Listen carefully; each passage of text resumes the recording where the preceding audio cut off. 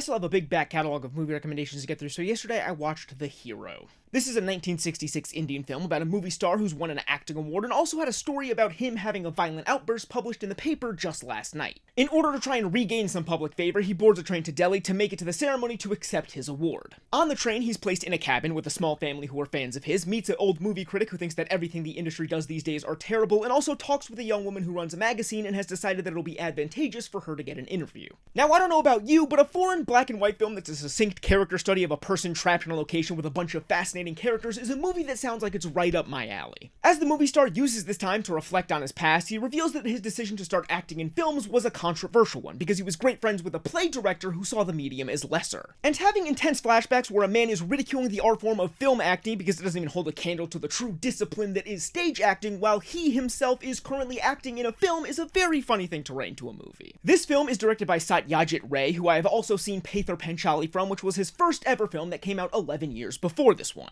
And I don't know if it was a change in the budget of the movie, the scope of the story, or just an actual culture shift, but these two films show two very different Indias. Pather Panchali displays an incredibly squalid living situation with very few of the amenities that we're familiar with today, and the almost whiplash-like jump to The Hero now has us in houses and on trains drinking Coca-Cola. It makes perfect sense because even all of the films in America show the very different sides of that country, but it was just something I hadn't even thought about until it was put right in my face.